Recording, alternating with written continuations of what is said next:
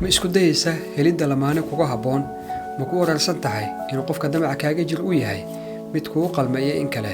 waxaa jira tayooyin iyo dhaqanno laga fiiriyo qofka aad xidhiidhka la samaynayso inuu kugu qalmo iyo in kale ka hor intaydan iscalman.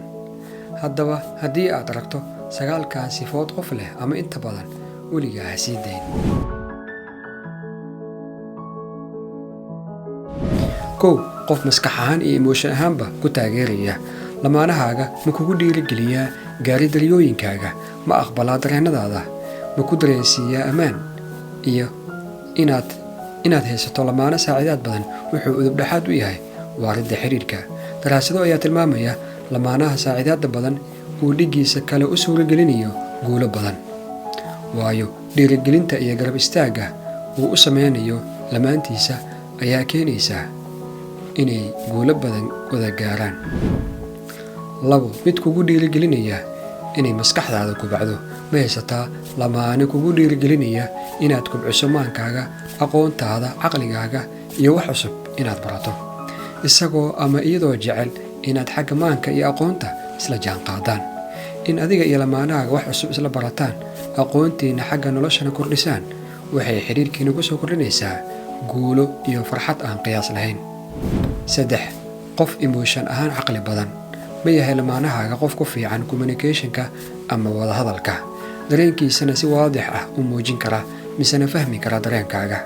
qof emotion ahaan caqli badan waxay micnaheedu tahay inuu yahay qof leh caqli uu ku isticmaalo, ku fahmo, kuna maareeyo emotionkaaga ama dareenkaaga. dadka dareen ahaan caqliga badan waxa ay leeyihiin xirfado sare oo ay dadka kale kula macaamilaan.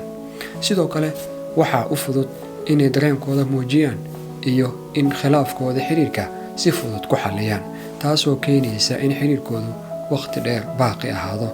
haddii aad hesho ama aad aragtay, ha iska sii dayn. 4. waa mid wax fahmaysa. lamaanahaaga ma yahay mid awooda inuu fahmo islamarkaana kula damqado xaaladda aad ku sugan tahay? isfahamku wuxuu muhiim u yahay labada qofood ee nolosha wadaagaya. lamaanaha si fudud u fahmaya waxa aad ka hadlayso iyo waxa aad muujinayso, kadibna kugu garab istaaga, ha iska sii dayn. 5. mid naxariis badan. lamaanahaaga ma yahay mid kugu naxariista oo deeqsi kugu ah adiga? baaritaano psychology ayaa tilmaamaya waxyaabaha sida weyn uga qayb qaata inuu xidhiidhka waaro ay ka mid tahay naxariista iyo deeqsinimada. lamaanaha midba kan kale u naxariista ayaa awood u leh inay kor u qaadaan jacaylkooda, sidoo kale inay si fudud ku xalliyaan khilaafaadkooda. 6. mid ixtiraam badan. mid tixgeliya lamaanahaaga fikradaha aad u soo jeedinayso, khibradahaaga iyo xuduudahaaga. qof waliba wuxuu leeyahay fikrado, dareenno iyo waxyaabo uu xuseeyo oo isaga u gaar ah, taasoo laga maarmaan ay tahay xidhiidhka inuu midba kan kale ku ixtiraamo. 7. waa mid garanaya sida loo tanaasulo. ma tahay qof tanaasuli kara marka adiga iyo lamaanahaaga wax isku qabsataan? tanaasulku maahan inuu qofka guulaysanayo midka kalena guuldareysanayo. labada lamaanaba waxay u baahan yihiin inay ismaqlaan oo ay isfahmaan, gaar ahaan marka uu khilaaf yimaado.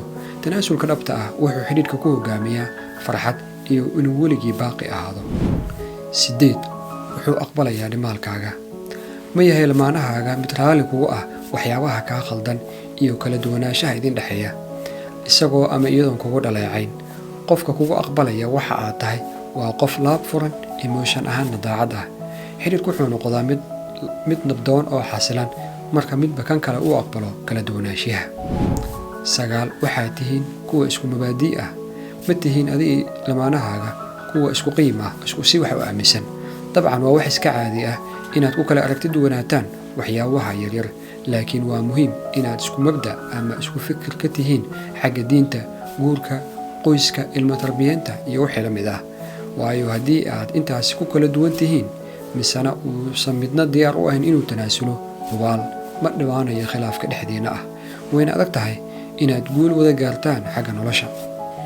haddaba haddii aad heshay ama aad aragto qof leh 9 sifood, xajiso oo ha iska sii dayn. haddii aad ka heshay muuqaalkan, fadlan like garee, hana iloobin inaad subscribe tiraahdo kanaalkan, gambaleelkan aad furato si aad ula socoto muuqaalka xiga. mahadsanid.